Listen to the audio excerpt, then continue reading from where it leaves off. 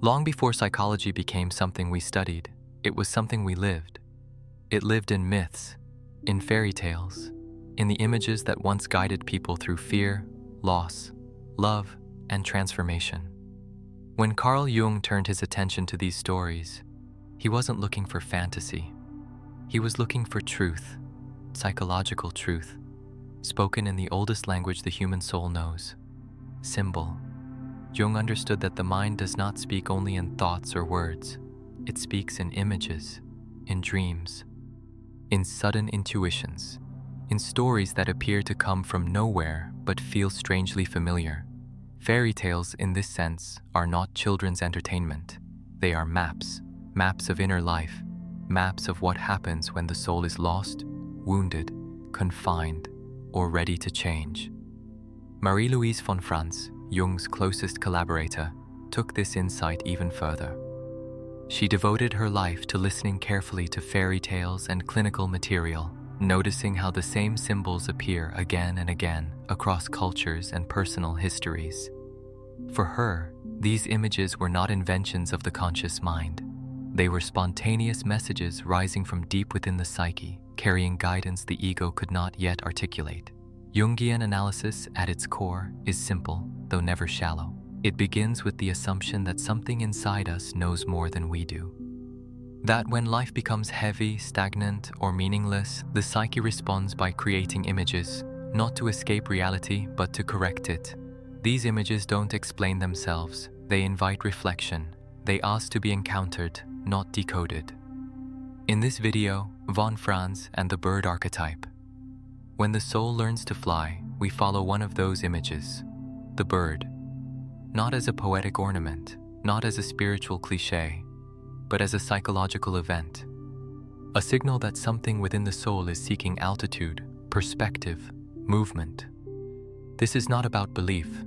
It's about attention, about learning to notice how the psyche communicates when words fail, and what happens when we finally listen.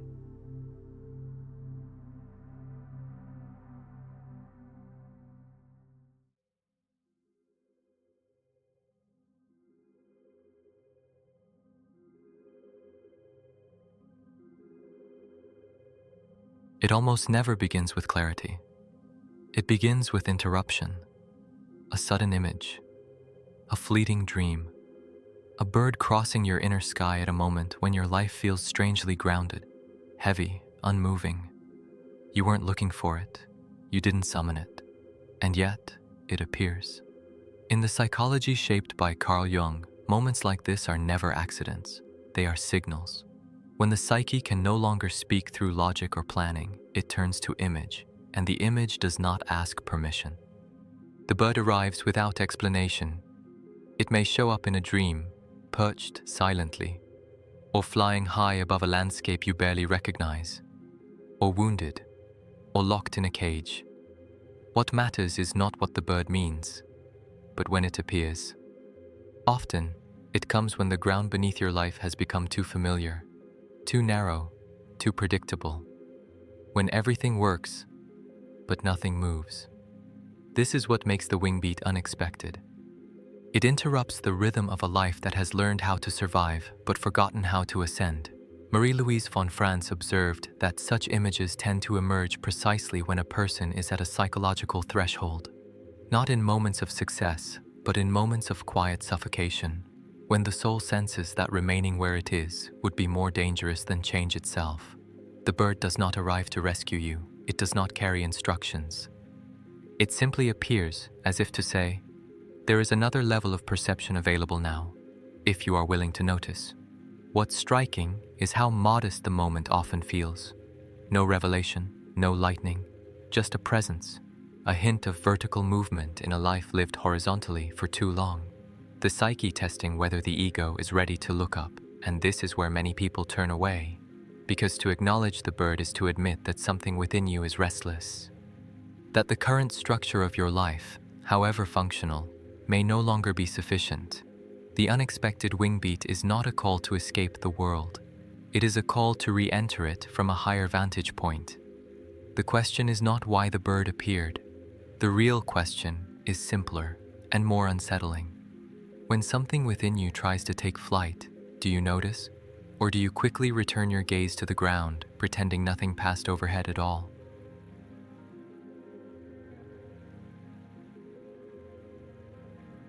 When birds appear in the psyche, the temptation is to soften them, to turn them into decoration, poetry, spiritual wallpaper.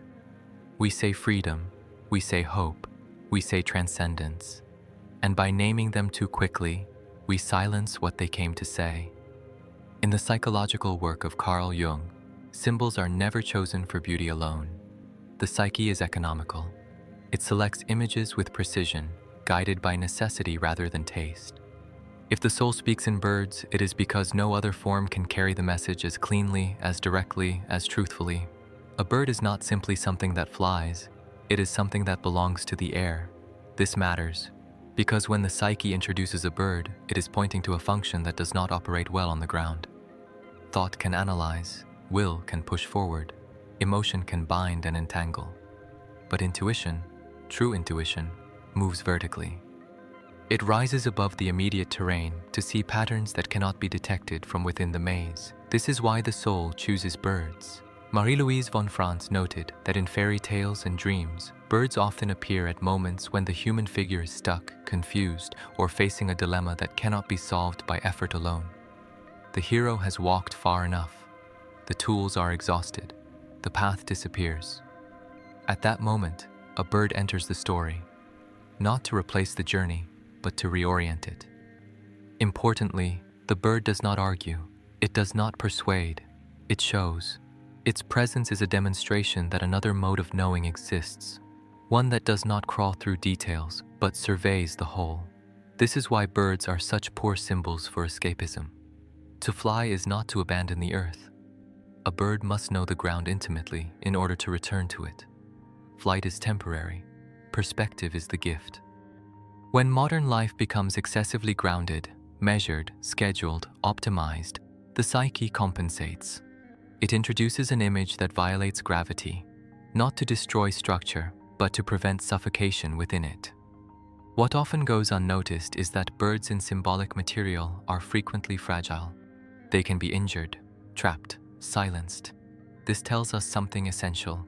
Intuition cannot be forced.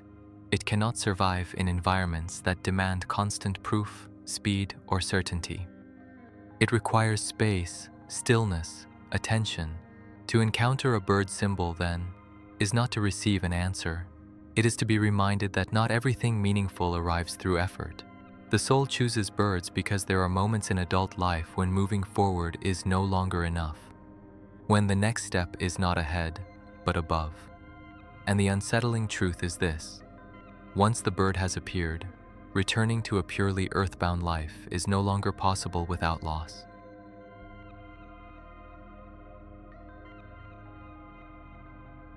What fascinated Marie-Louise von Franz was not what people thought about their inner lives, but what appeared when they stopped trying to think at all. Again and again, in her clinical work and her lifelong study of fairy tales, she noticed the same pattern. When the conscious mind reached its limits, images emerged on their own. Not invented, not chosen.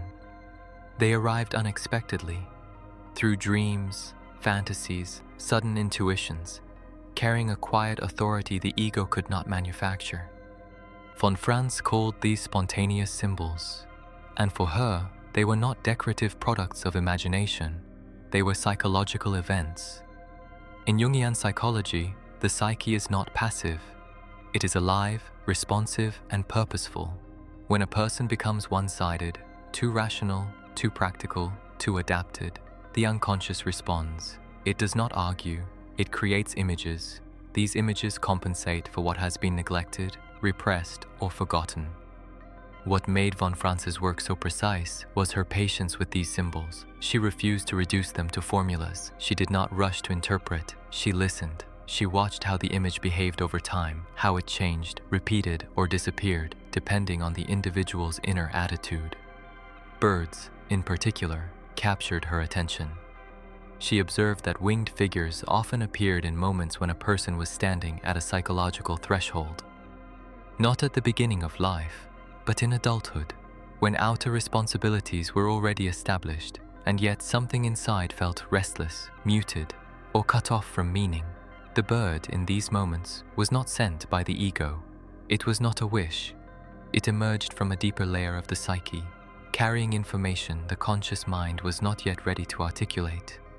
This is why such symbols feel both intimate and foreign at the same time. They belong to us, but not to our control. Von Franz emphasized something crucial. Spontaneous symbols lose their vitality when they are treated as explanations. The moment the ego says, "I understand," the symbol often retreats. Its function is not to be solved, but to mediate, to create a living bridge between conscious awareness and unconscious truth. This is why fairy tales mattered so deeply to her. Unlike personal dreams, fairy tales show us symbols that have survived centuries of retelling. Images that continued to work because they were never exhausted by meaning. They remained open, alive, capable of speaking to different stages of the soul. In this light, the bird is not a message delivered once and discarded. It is a language, a way the psyche speaks when direct speech would be too threatening, too disruptive, too easily ignored. To encounter a spontaneous symbol is to be invited into dialogue with something wiser than the conscious self. Something that does not push, but waits. And von Franz understood this better than most. The psyche does not demand obedience. It asks for relationship. The question then is not whether the symbol is real. The question is whether we are willing to stay with it long enough for it to speak.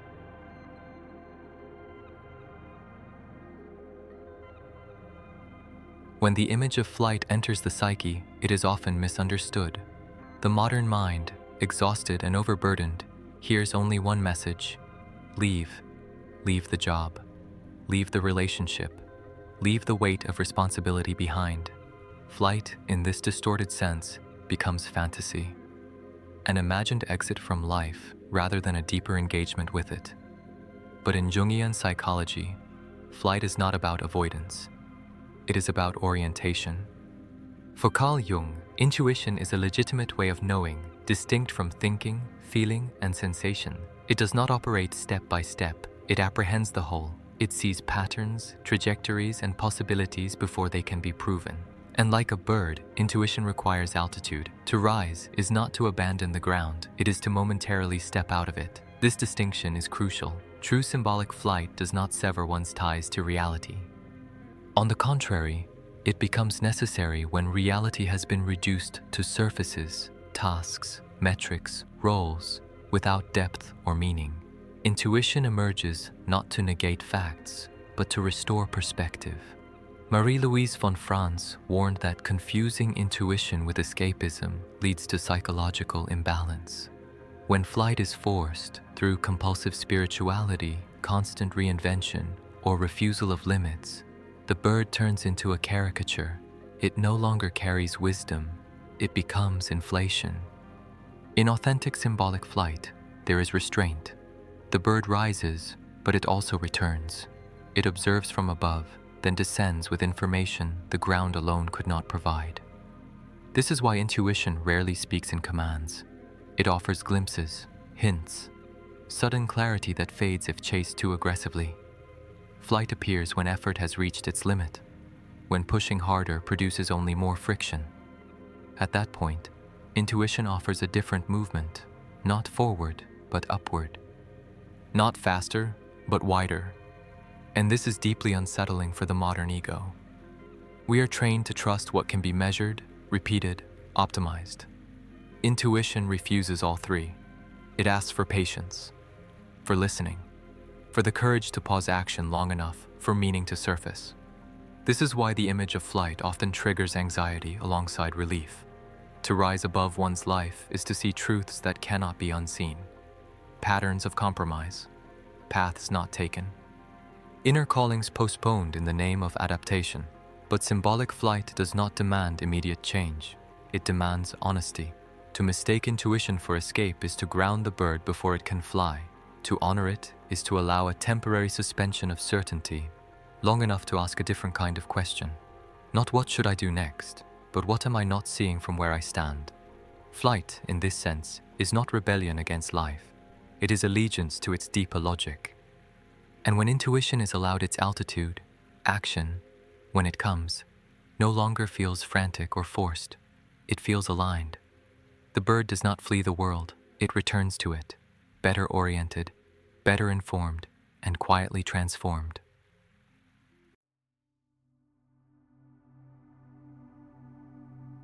There comes a moment in adult life when the ground no longer feels supportive. It feels oppressive.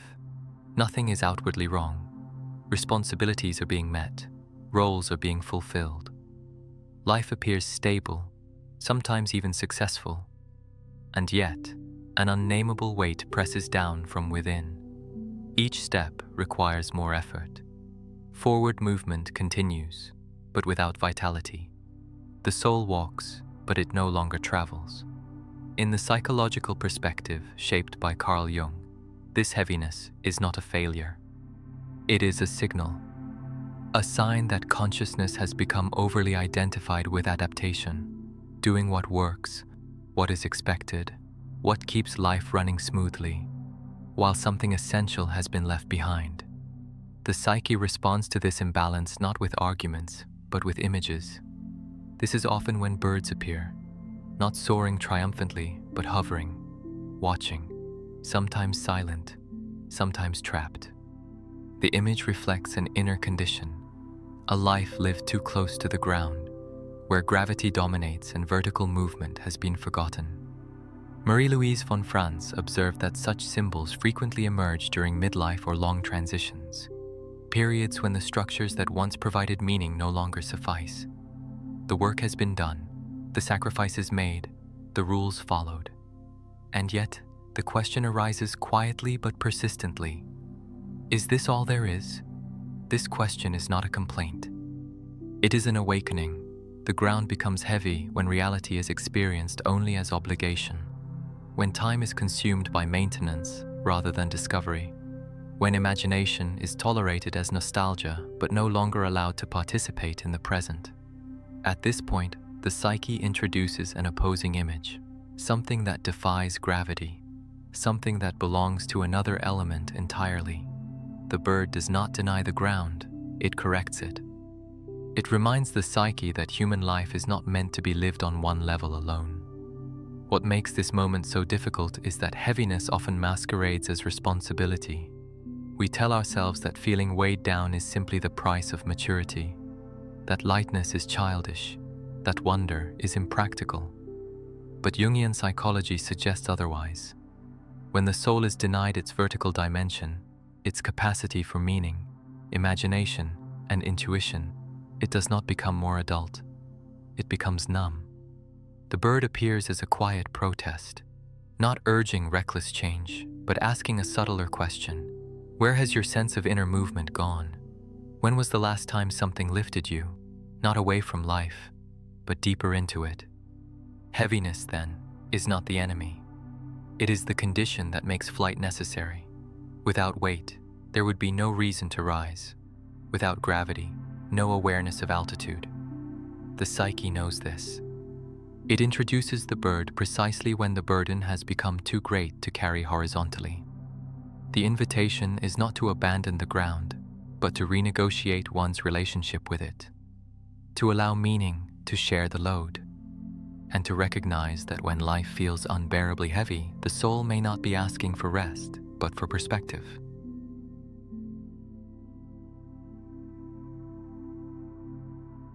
When the bird has appeared, when flight has been glimpsed, something subtle but irreversible has already happened.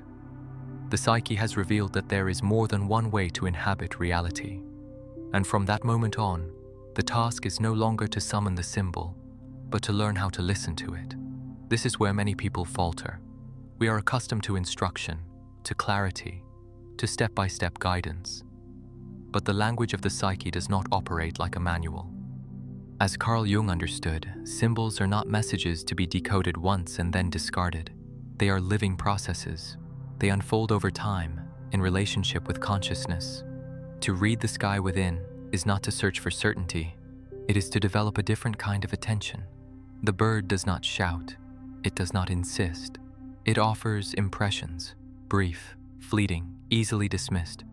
A feeling that arrives without explanation. a thought that feels larger than its words, a sense of direction that cannot yet justify itself. Intuition speaks softly because it speaks early, before facts are assembled. Marie-Louise von Franz emphasized that the greatest danger at this stage is impatience. The ego wants results. It wants proof. It wants the bird to land and explain itself. But intuition withdraws under pressure. When forced, it turns mute or distorted. Learning to read the sky within requires restraint. It means allowing questions to remain open longer than is comfortable. It means observing patterns rather than chasing conclusions. It means noticing when the same image, feeling, or motif returns, especially when it returns uninvited. Importantly, this is not a passive stance. It is a disciplined one. It asks for honesty about inner reactions, about resistance, about fear. Because intuition often reveals not only new possibilities, but uncomfortable truths about what has been outgrown. To read the sky is to admit that your current position may not offer the full picture, and this can feel threatening. Perspective has consequences. Once you see the terrain from above, some paths lose their appeal. Others, previously invisible, begin to assert themselves quietly but persistently. Yet Jungian psychology does not demand immediate action. Insight ripens at its own pace. The psyche knows when movement is possible and when it is not. The bird circles before it descends. What matters is relationship. When intuition is treated as a companion rather than a command, it becomes reliable. Not always clear, but consistent. It does not overwhelm. It guides by orientation, not coercion. Over time, reading the sky within changes how one walks on the ground. Decisions feel less reactive. Life feels less compressed. Meaning is no longer something to be hunted down, but something that emerges through alignment. The bird, then, does not replace the human journey. It refines it. And the final question is not whether the sky exists within you. It is whether you are willing to look up often enough to learn its patterns. Because once you begin to recognize the inner weather, its shifts, its signals, its silent movements, you no longer live at the mercy of gravity alone. You live in dialogue with altitude, and that, quietly, changes everything.